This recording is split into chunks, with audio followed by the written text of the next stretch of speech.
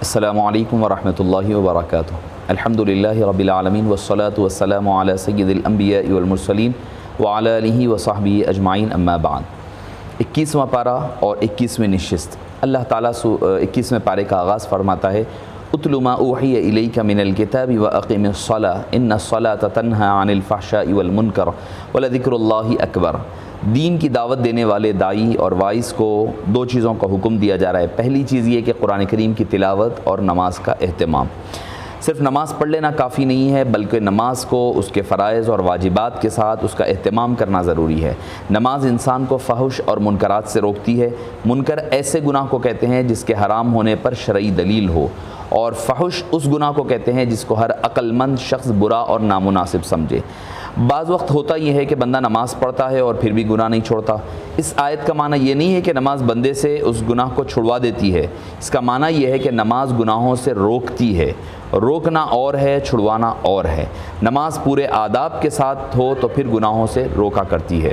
اگر نماز کے فرائض و واجبات پورے مکمل ہو رہے ہوں تب اللہ تعالیٰ اس نماز کے صدقے آپ کو گناہوں سے محفوظ رکھتا ہے۔ پھر اس کے بعد ہجرت کا حکم دیا گیا، یا عبادی الذین آمنوا ان ارضی واسعۃ فایای فاعبدون۔ اے صحابہ کرام، جب مکہ مکرمہ میں تم پر ظلم و ستم ہو رہا ہے اور کفار مکہ تمہیں ستا رہے ہیں اور تمہارا جینا دوبھر کر رہے ہیں، تو تمہیں چاہیے کہ یا عبادی ان ارضی واسعۃ، بے شک میری زمین بڑی کشادہ اور وسیع ہے۔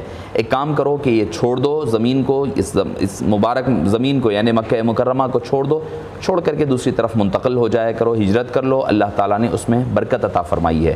تو کوئی بھی زمین ہو جہاں پر آدمی رہ رہا ہے، جہاں پر اس کے ایمان اور عقائد کی حفاظت کرنا مشکل ہو گیا ہے، تو اسلام نے اس بات کی اجازت دی ہے کہ وہ آدمی اپنی مقام چھوڑ کر کے دوسری طرف ہجرت کر سکتا ہے۔ یہاں ایک اور بات کو ذہن نشین رکھنی چاہیے کہ اس آیت سے یعنی وَكَأَيٍّ مِّن دَابَّةٍ لَّا تَحْمِلُ رِزْقَهَا اللَّهُ يَرْزُقُهَا وَإِيَّاكُمْ وَهُوَ السَّمِيعُ، کہ کسی کے ذہن میں یہ آتا ہے ہجرت کرتے وقت، کسی کے ذہن میں یہ آتا ہے یہاں تو روزی کی اچھی خاصی ترتیب بنی ہوئی ہے، یہاں پر اچھا خاصا روزی چل رہا ہے، جب دوسرے علاقے میں ہجرت کریں گے وہاں روزگار کا کیسے ہوگا، کیا ہوگا؟ اللہ تعالیٰ فرما رہا ہے کہ اس کی فکر مت کرو، کیونکہ جب کوئی جانور اپنے مقام سے نکلتا ہے صبح کے وقت تو وہ اپنا اناج یا بوریا لے کر کے نہیں نکلتا۔ ایک چڑیا ہے، چڑیا اپنے گھونسلے سے صبح نکلتی ہے تو اناج اپنے پیٹھ پر ڈال کر نہیں نکلتی ہے، اللہ کی ذات پر توکل کرتے ہوئے نکلتی ہے۔ جب شام کو وہ لوٹتی ہے چڑیا، وہ اپنے لیے بھی دانہ لے کر آتی، کھا کر آتی ہے، لے کر آتی ہے، اپنے بچوں کے لیے بھی لے کر آتی ہے۔ تو جس طرح اللہ تعالیٰ تمہیں ایک مقام پر رزق عطا فرما رہا تھا، اسی طرح یا اس سے بہتر اللہ تعالیٰ دوسرے مقام پر عطا فرمائے گا۔ پھر اس کے بعد مشرکین کی ایک عادت کا ذکر ہوا، فَإِذَا رَكِبُوا فِي الْفُلْكِ دَعَوُا اللَّهَ مُخْلِصِينَ لَهُ الدِّينَ فَلَمَّا نَجَّاهُمْ إِلَى الْبَرِّ فَإِذَا هُمْ يُشْرِكُونَ۔ فرمایا کہ جب وہ کشتی کا سفر شروع کرتے ہیں، سمندر میں ہوتے ہیں، جب کشتی ڈوبنے لگتی ہے تو وہ بڑے گڑ گڑا کر اللہ سے دعائیں کرتے ہیں، مناجات کرتے ہیں، التجائیں کرتے ہیں، مگر جب وہی معاملہ جب وہ کشتی پار ہو جاتی ہے، سمندر سے نکل آتے ہیں، سوکھی کی طرف آ جاتے ہیں، تو پھر وہ اللہ کی ذات کے ساتھ شرک کرنے لگتے ہیں۔ تو فرمایا کہ جب مشکل آئے تو انسان بھی، مسلمان کے لیے بھی یہ ضروری ہے، جب مشکل آئے تو اللہ کو پکارے، اور جب آسانی ہو جائے تو اللہ کو بھول جائے، یہ مشرکین کی علامت ہے۔ پھر فرمایا کہ مشکل حالات سے ڈرنا نہیں ہے، اس سے بھاگنا نہیں ہے، اور ہمت نہیں ہارنی ہے۔ وَالَّذِينَ جَاهَدُوا فِينَا لَنَهْدِيَنَّهُمْ سُبُلَنَا۔ جب اللہ کا بندہ، ہمارا بندہ کوئی ہماری راہ میں کوئی جد و جہد کرتا ہے، کوشش کرتا ہے، تو اللہ تعالیٰ اس کے لیے راستہ نہیں بلکہ راستے کھول دیتا ہے۔ سبیلنا نہیں فرمایا، سبولنا فرمایا، بلکہ ہم اس کے لیے راستے کھول دیتے ہیں۔ یعنی کوئی آدمی اگر کوئی کام کر رہا ہے تو اس کے لیے چاہیے کہ وہ اللہ کی ذات پر توکل کرے، بھروسہ کر کر کے آگے چلیں، اللہ تعالیٰ اپنی کرم سے، اپنے فضل سے اس کے لیے راستے کھول دے گا۔ اس کے بعد ہے سورہ روم۔ روم کہتے ہیں رومن امپائرز کا جو ہے اس کی طرف اشارہ ہے، اس وجہ سے اس سورہ کا نام، اس میں رومن امپائرز سے جو لڑائی ہوئی اور جو فتوحات ملی ہے اس کا ذکر کیا گیا، اس کی طرف اشارہ کیا گیا، جو 7 سال بعد پوری ہوئی، اس میں جو پیشن گوئی کی گئی 7 سال کے بعد پوری ہوئی، تو اللہ تعالیٰ نے جو ایرانیوں کے مقابلے میں جو پرشینز کے خلاف جو جنگ جیتے ہیں اس کا اس میں ذکر ہے، تو اس وجہ سے اس سورہ کا نام سورہ روم رکھا گیا۔ یعنی ایک یہ کہ کچھ سال بعد اہل روم، یعنی جو اہل کتاب عیسائی تھے، وہ ایرانی جو کہ آتش پرست یعنی کفار تھے، اللہ نے کفار پر عیسائیوں کو یعنی کرسچنز کو جو فتوحات عطا فرمائی اس کو اپنی نعمت کے طور پر ذکر فرمایا۔ یعنی اللہ کے نزدیک مشرکین کی بنسبت عیسائی جو ہے اور یہودیوں کی بنسبت عیسائی جو ہے اللہ تعالیٰ ان کے لیے مسلمانوں کے لیے ان کے دلوں میں بھی نرم دلی ہے، اس کا ذکر بھی اس سورے میں بھی فرمایا اور پہلے بھی ہم اس کا ذکر کر آئے ہیں۔ ہوا یہ تھا کہ حضرت ابو بکر صدیق رضی اللہ عنہ وارضاہ نے ابی بن خلف سے بات چیت کے دوران ایک شرط لگائی، کیا؟ دو طرفہ شرط لگائی گئی، کیا کہ بھئی اگر کفار، آپ نے تو فرمایا تھا پہلے ابتدائی سالوں میں فرمایا، آپ صلی اللہ علیہ وسلم نے فرمایا کہ نہیں، اس کو 9 سال کر دو، اس کی جو جیتنے کی جو ڈیوریشن آپ نے بیان فرمائی وہ 9 سال کر دیں، تو آگے بڑھا دیا گیا، فرمایا کہ 9 سال کے اندر رومی ایرانیوں پر جیت جائیں گے۔ فرمایا اگر نہیں جیتے تو 100 اونٹوں کی دونوں نے شرط لگائی، اور اس وقت جو ہے دو طرفہ شرط لگانا اسلام میں جائز تھا، جس طرح کی یہ شرط تھی، یعنی اگر رومی جیت گئے تو ابی بن خلف 100 اونٹ دے گا، اور اگر ایرانی جیت گئے تو حضرت ابو بکر صدیق رضی اللہ عنہ 100 اونٹ دیں گے۔ تو بہرحال ہوا یہ کہ قیصر روم ہرقل نے کسریٰ کا ایران پر حملہ کیا اور اس کا تختہ پلٹ گیا، جس کی وجہ سے قیصر روم کو اللہ نے کامیابی عطا فرمائی۔ یہ وہی سال ہوا جس میں غزوہ بدر ہوا تھا۔ یوں دو پیشن گوئیاں ایک ساتھ پوری ہوئی، یعنی بدر کی اور ساتھ ہی ساتھ رومیوں کی بھی۔ تو ابی بن خلف چونکہ اس وقت تک مر گیا تھا تو اس کے بیٹوں نے اس شرط کو پورا کیا، اور چونکہ اس وقت تک دو طرفہ شرط کی حرمت کا ذکر آ چکا تھا، تو آپ صلی اللہ علیہ وسلم نے حضرت ابو بکر صدیق کو فرمایا کہ وہ 100 اونٹ جو ہے اللہ کی راہ میں خرچ کر دو۔ تو حضرت ابو بکر صدیق رضی اللہ عنہ نے وہ سارے کا سارا مال اللہ کی راہ میں خرچ کر دیا۔ پھر اس کے بعد 5 وقتہ نمازوں کا ثبوت ملتا ہے، فسبحان اللہ حین تمسون وحین تصبحون یخرج ولہ الحمد فی السماوات والارض وعشیا وحین تظہرون۔ اس آیت میں 5 نمازوں کے، یعنی حین تمسون میں مغرب اور عشاء کا ذکر ہے، حین تصبحون میں فجر کی نماز، عشیاً عصر کی نماز، حین تظہرون میں ظہر کی نماز، یعنی 5 وقتہ نمازوں کو 2 آیتوں میں ذکر کیا گیا۔ پھر اللہ تعالیٰ نے ایک مکمل رکوع، یہاں سے آپ کو اللہ کی نشانیاں ملے گی کہ اس رکوع میں اللہ نے اپنی نشانیوں کا ذکر فرمایا، وَمِنْ آیَاتِهِ أَنْ خَلَقَ لَكُم مِّنْ أَنفُسِكُمْ أَزْوَاجًا، یعنی پہلے فرمایا وَمِنْ آیَاتِهِ أَنْ خَلَقَ لَكُم مِّن تُرَابٍ، اس کی نشانی یہ ہے کہ تمہیں مٹی سے پیدا کیا۔ پھر اس کے بعد میاں بیوی کے پیر کا ذکر، یعنی مِنْ آیَاتِهِ أَنْ خَلَقَ لَكُم مِّنْ أَنفُسِكُمْ أَزْوَاجًا لِتَسْكُنُوا إِلَيْهَا، تاکہ تم ان کے پاس جا کے سکون حاصل کرو۔ پھر فرمایا وَاخْتِلَافِ اللَّيْلِ وَاخْتِلَافِ السنتکم والوانکم، مختلف زبانیں مختلف رنگوں کے لوگوں کو پیدا فرمایا۔ پھر فرمایا ومن آیاتہ منامکم باللیل والنہار وابتغاؤکم من فضل، رات اور دن کا ایک حصہ نیند اور اللہ کا فضل تلاش کرو۔ یریکم البرق خوفا وطمعا، بجلی کی چمک اس لیے ہے تاکہ تم اللہ کا خوف اور خشیت کو، دونوں کو، ڈر اور امید دونوں کو پیدا کرو۔ ومن آیاتہ ان تقوم السماء والارض بامرہ، زمین اور آسمان اللہ کے حکم سے قائم ہیں۔ پھر فرمایا یبدأ الخلق ثم یعیدہ وہو اہون علیہ، یعنی بعد سے بعد الموت کا ذکر فرمایا۔ ابتدا میں اللہ تعالیٰ نے فرمایا کہ مرنے کے بعد دوبارہ اللہ تعالیٰ ذکر تمہیں پیدا فرمائے گا۔ پھر اس کے بعد انسانی اعمال کا ذکر کہ انسان کون ہوتا ہے، ظہر الفساد فی البر والبحر بما کسبت ایدی الناس لیذیقہم بعض الذی عملوا لعلہم، یعنی زمین و آسمان میں خود بھی مصیبت میں پڑتا ہے، دوسروں کے لیے بھی مشاکل اور مشکلات پیدا کرتا ہے۔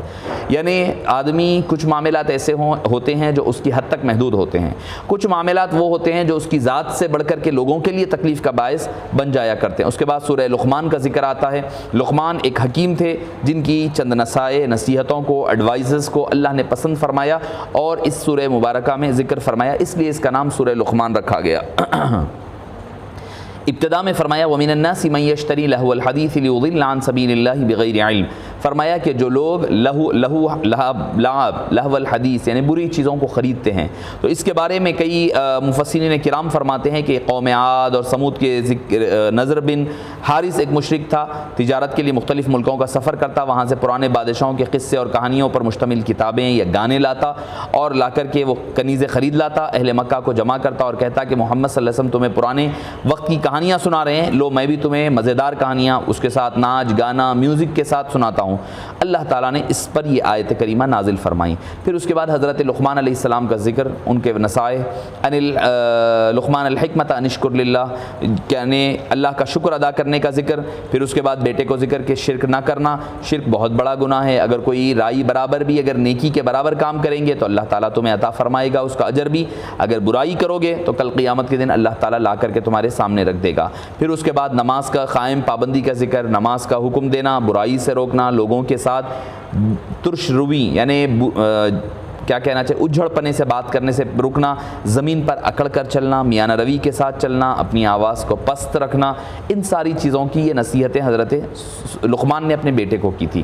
پھر اس کے بعد 5 علوم کا ذکر کیا، ان اللہ عنده علم الساعہ، کہ قیامت کے بارے میں اللہ ہی کے پاس علم ہے، وَيُنَزِّلُ الْغَيْثَ، اور بارش کب ہوگی اس کا علم بھی اللہ کو ہے، وَيَعْلَمُ مَا فِي الْأَرْحَامِ، اور ماں کے رحموں میں یعنی ان کے فیٹس کیا کیا ہے وہ اللہ ہی جانتا ہے، وَمَا تَدْرِي نَفْسٌ مَاذَا تَكْسِبُ غَدًا، یعنی کل آدمی کیا کمائے گا اللہ کو پتہ ہے، وَمَا تَدْرِي نَفْسٌ بِأَيِّ أَرْضٍ تَمُوتُ، کون سی زمین پر آدمی مرے گا اس کا علم بھی اللہ کے پاس ہے۔ اس سے مراد یہ ہے کہ یہ نجومیوں وغیرہ کے بارے میں تردید ہو رہی ہے۔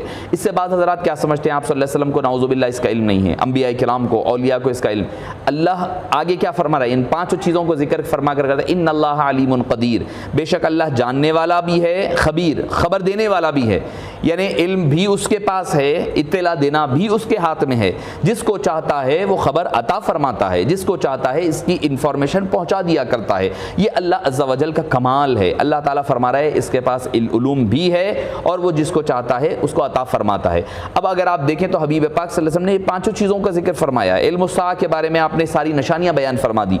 حدیث بخاری میں آتا ہے کہ آپ صلی اللہ علیہ وسلم نے ایک دن مسلسل آپ نے خطاب فرمایا، تفصیل کے ساتھ خطاب فرمایا، فجر سے جو شروع ہوا خطاب مسلسل چلتا رہا، آپ نے ہر چھوٹی بڑی قیامت کی چیزوں کا ذکر فرما دیا، یہاں تک کہ لوگوں کے جنت میں جانے جہنم میں جانے کا ذکر فرما دیا۔ پھر اس کے بعد بارش کب ہوگی کیا مصطفیٰ جان رحمت صلی اللہ علیہ وسلم اشارہ فرما دیتے تبھی بارش ہو جایا کرتی۔ مسجد غمامہ آپ مدینہ پاک میں بالکل قریب میں ہیں، آپ دیکھیں گے حبیب پاک صلی اللہ علیہ وسلم وہاں پر خطاب فرما رہے ہیں، صحابی آئے آ کر کہنے لگے یا رسول اللہ ہمارے پاس بارش نہیں ہو رہی ہے، تو آپ صلی اللہ علیہ وسلم نے دعا فرمائی، بارش فوری نازل ہو گئی۔ پھر آئندہ ہفتہ آ کر کہنے لگے یا رسول اللہ بارش اس قدر زیادہ ہو گئی کہ لوگ ڈوب رہے ہیں، تو آپ صلی اللہ علیہ وسلم نے حوا علینا ولا علینا کا اشارہ فرمایا، یعنی ایسے انگلی پھرائی اوپر آسمان میں، حوا علینا اے اللہ ہمارے اطراف میں بارش برسا، ولا علینا ہمارے اوپر نہ برسا۔ صحابہ فرماتے ہیں خدا کی عزت کی قسم، جیسے ہی حبیب پاک نے انگلی فرمائی، انگلی سے اشارہ فرمایا، سرکل بنایا، آسمان سے اتنا پانی چھٹ گیا، ابر ہٹ گیا اور آسمان چمکنے لگا، بارش رک گئی۔ پھر تھوڑا اور آگے سرکل حوا لینا، تو اس طرح حبیب پاک صلی اللہ علیہ وسلم نے بارش۔ وَيَعْلَمُ مَا فِي الْأَرْحَامِ، کس کے پیٹ میں، ماں کے پیٹ میں کیا ہے، ماں کے پیٹ میں کیا ہے، وہ اس کے علاوہ آپ صلی اللہ علیہ وسلم نے کس پیدا ہو جانے کے بعد کس کا بیٹا کون ہے اس کا بھی ذکر حدیث پاک میں ہمیں ملتا ہے۔ سالم کے بارے میں، مولا سالم کی حدیث بخاری شریف کی، حذیفہ کے بارے میں فرمایا، حضرت حذیفہ کہ بخاری شریف کی حدیث پاک میں کتاب العلم میں کتاب الآثار القیامہ میں موجود ہے۔ وَمَا تَدْرِي نَفْسٌ مَاذَا تَكْسِبُ غَدًا، اس کا بھی ذکر ملتا ہے۔ وَمَا تَدْرِي نَفْسٌ بِأَيِّ أَرْضٍ تَمُوتُ، اس کا بھی ذکر ملتا ہے کہ کون کہاں پر مرے گا، کیا کمائے گا، حبیب پاک نے اطلاع عطا فرما دی ہے۔ اس کے بعد سورہ سجدہ آتا ہے، چونکہ اس سورہ میں آیت سجدہ بھی ہے اور سجدے کا ذکر بھی ہے، اسی لیے اس کو سورہ سجدہ کہا جاتا ہے۔ اس میں اسلام کی بنیادی تعلیمات، توحید، رسالت اور آخرت کا ذکر ہے، اور آپ صلی اللہ علیہ وسلم اکثر اس سورہ مبارکہ کو فجر کی پہلی رکعت میں تلاوت فرمایا کرتے اور سجدہ بھی فرماتے۔ آسمانوں و زمین کی تخلیق، خلق السماوات والارض وما بینہما فی ستۃ ایام ثم استوى علی العرش، 6 دنوں سے مراد 6 دنوں کی مقدار ہے، کیونکہ اس وقت تو نہ دن تھے نہ رات تھے، ایسا نہیں کہ دن ہمارے آپ کے دن نہیں تھے، 6 دنوں کی مقدار فرمایا گیا۔ پھر اس کے بعد جیسے میں نے عرض کیا کہ اللہ نے عرش پر استوا فرمایا ہے، یہ متشابہات میں سے اللہ تعالیٰ بہتر جانتا ہے۔ ملاقات کا ہونا یا کتاب کا ملنا، وَلَقَدْ آتَيْنَا مُوسَى الْكِتَابَ فَلَا تَكُنْ فِي مِرْيَةٍ مِّن لِقَائِهِ، اس کا مطلب یہ ہے کہ ہم نے موسیٰ علیہ السلام کو تورات دی اور آپ کو قرآن دیا، یہ قرآن ہماری طرف سے ہے، اس قرآن میں آپ نے شک نہیں کیا۔ حضور اکرم صلی اللہ علیہ وسلم کو قرآن ہونے پر کوئی شک نہ تھا، لیکن بسا اوقات اس پر مزید دل کو تقویت پہنچانے کے لیے اللہ فرمایا کرتا، اس سے مراد یہ نہیں کہ کوئی شک تھا۔ ایک معنی مفسرین نے یہ بیان کیا، ہم نے موسیٰ کو تورات دی اور اللہ کی موسیٰ علیہ السلام سے اس دنیا میں ملاقات ہوگی، اس ملاقات میں آپ شک نہ کرنا، یقین رکھنا کہ آپ کی ملاقات موسیٰ علیہ السلام ہی سے ہوئی، یعنی معراج کی رات۔ پھر اس کے بعد مقتدا کے لیے 2 شرطیں فرمایا، وَجَعَلْنَا مِنْهُمْ أَئِمَّةً يَهْدُونَ بِأَمْرِنَا لَمَّا صَبَرُوا وَكَانُوا بِآيَاتِنَا، یعنی اللہ تعالیٰ جس کو ہدایت کا مقتدا اور امام الہدا بناتے ہیں اس کے لیے 2 شرطیں رکھتے ہیں، کمال علم دیتے ہیں، کمال عمل دیتے ہیں۔ یہ کمال عمل یہ ہے لما صبروا، صبر کا دائرہ بہت وسیع ہے، طاعت پر بھی صبر کرنا، گناہوں سے رکنے پر بھی صبر کرنا، اور مشقت آئے تو اس پر بھی برداشت کرنا۔ کمال عمل اس سے بڑھ کر اور کیا ہوگا، وَكَانُوا بِآيَاتِنَا يُوقِنُونَ، آیات پر یقین رکھنا، یقین وہی کرے گا جس کے پاس علم بھی ہو، فہم بھی ہو، کمال علم عمل بھی ہو۔ پھر اس کے بعد سورہ احزاب، سورہ غزوہ احزاب کا ذکر ہے، اس وجہ سے اس کا نام احزاب ہے۔ یہ سورہ مدنی سورہ ہے اور اس میں یعنی بچوں کو لے کر پال لینا ان کا ذکر، اس کا حکم ہے۔ غزوہ احزاب، بنو قریظہ، ازواج مطہرات اور ختم نبوت، پردے وغیرہ کے احکام اور آیت درود اس سورہ مبارکہ میں نازل ہوئی۔ اصل میں عرب کے اندر یہ جو چیزیں تھیں وہ عام تھی۔ کیا ایک بات یہ عام تھی ان کے نزدیک، جو آدمی سمجھدار ہوتا ہے اس کے پاس دو دل ہوتے ہیں، ایک بات۔ دوسری چیز یہ تھی کہ کوئی اگر شخص اپنی بیوی کو یہ کہہ دے کہ تم میرے لیے ایسی ہو جیسی میری ماں کی پشت کہہ دیتا تو وہ سمجھتے کہ وہ اس کی بیوی اس کے اوپر حرام ہو گئی ہے۔ تیسرا یہ کہ کوئی اگر اپنا منہ بلا بیٹا رکھ لیتا تو اس کے لیے وہ بیٹا حقیقی بن جاتا، اس کو وراثت میں بھی حق دیتے، ماں باپ کا ماں کے لیے اس کے لیے حرام کر دیتے۔ اللہ نے ان تینوں چیزوں میں اس کی تردید فرما دی، سورہ مبارکہ میں تینوں کا تردید فرما دی۔ اور آپ صلی اللہ علیہ وسلم کے بارے میں فرمایا النبی اولی بالمؤمنین من انفسہم وازواجہ امہاتہم، نبی کریم صلی اللہ علیہ وسلم تمام مومنین کو ان کی اپنی جان سے زیادہ عزیز و محبوب ہے، اور آپ کی ازواج مطہرات مومنین کی مائیں ہیں۔ اس کے باوجود بھی مسلمان کی وراثت کا مال نبی کریم اور ان کی ازواج میں تقسیم نہیں ہوتا، بلکہ مومنین کے اپنے قریب رشتہ داروں میں تقسیم ہوا کرتا ہے۔ تو جب یہ نہیں ہو سکتا تو پھر جو پالکلے ہوتے ہیں ان کا معاملہ بالکل جدا ہوتا ہے۔ پھر غزوہ خندق کا یہاں سے لے کر 27 آیتوں تک مسلسل غزوہ احزاب کا ذکر ہے کہ مشرکین نے احد اور بدر میں ناکامی کے بعد 12 سے 15 ہزار کا لشکر لے کر کے مدینے پر حملہ آور ہو گئے، اور اس کے بعد سلمان فارسی کی رائے کے مطابق مدینے کے اطراف خندق کھودی گئی۔ مشرکین نے 1 ماہ تک اس کا محاصرہ کیے رہے، بالآخر اللہ کی طرف سے تیز آندھی آنے کی وجہ سے وہ سارے کے سارے مشرکین بھاگ گئے، ان کے چولہے جل بجھ گئے، ان کے جانور اکھڑ کر کے بھاگ گئے، ان کے خیمے اکھڑ گئے، اور مدینے سے یہودی بنو قریظہ نے عہد شکنی کی تو غزوہ خندق سے فارغ ہونے کے بعد مسلمانوں نے ان کا احاطہ کیا، محاصرہ کیا۔ پھر حضرت سعد کے فیصلے کے مطابق ان کے مردوں کو قتل کیا گیا تورات کے مطابق، اور ان کے نابالغ بچوں اور عورتوں کو غلام اور لونڈی بنایا گیا۔ درمیان میں اللہ تعالیٰ نے منافقین کا بھی ذکر کیا جو ہیلے بہانے کرتے ہیں اور غزوات میں شریک نہیں ہوا کرتے ہیں۔ پھر آخر میں اللہ تعالیٰ نے ایک اہم ذکر، ازواج مطہرات کا ذکر، اس کو آیت تخییر بھی کہا جاتا ہے۔ یہ ہوا کہ غزوہ خندق اور بنو قریظہ کی فتوحات کے بعد نان نفقہ بڑھانے کے لیے ایک جائز مطالبہ ازواج مطہرات نے کیا۔ یا ایھا النبی قل لازواجک وبنات ان کنتن تريدن الحیاۃ الدنیا وزینتها فتعالین امتعکن واسرحکن سراحا جمیلا۔ ہوا یہ کہ ازواج مطہرات کو اللہ ان آیات کو نازل کر کے ازواج کو اختیار دیا گیا، وہ آپ صلی اللہ علیہ وسلم کے ساتھ رہیں اور اپنی سوچ کو بدلیں، اور اگر دنیا کی زیب و زینت اختیار کرنا چاہیں تو آپ صلی اللہ علیہ وسلم سے علیحدگی اختیار کر دیں۔ اللہ کے حبیب جو دیں وہی لے لیں، وہی کافی ہے، لیکن قربان جائیے اپنی ماؤں کر انہوں نے پہلی صورت کو اختیار کیا۔ آپ صلی اللہ علیہ وسلم کے ساتھ معافی چاہیے، حضرت بی بی عائشہ، حضرت ام حفصہ، سارے کے سارے مل کر کے ایک مشورہ ہوا تھا کہ آپ صلی اللہ علیہ وسلم کے پاس جا کر کے یہ مطالبہ رکھیں گے۔ اللہ تعالیٰ نے ناراضگی کا اظہار فرمایا، اس کے بعد ان لوگوں نے توبہ کر لی اور انہوں نے کہا کہ ہمیں آپ صلی اللہ علیہ وسلم کے ساتھ رہنا پسند ہے۔ یا نساء النبی ان کنتن تردن الحیات الدنیا وزینتها فتعالین امتعکن واسرحکن سراحا جمیلا۔ اس کے بعد انہوں نے اس حبیب پاک کے ساتھ رہنا گوارا کیا۔ یہیں پر 21ویں پارے کا اختتام عمل میں آتا ہے۔ وصلی اللہ تعالی وسلم علی خیر خلقہ سیدنا محمد وآلہ وصحبہ اجمعین والحمد للہ رب العالمین۔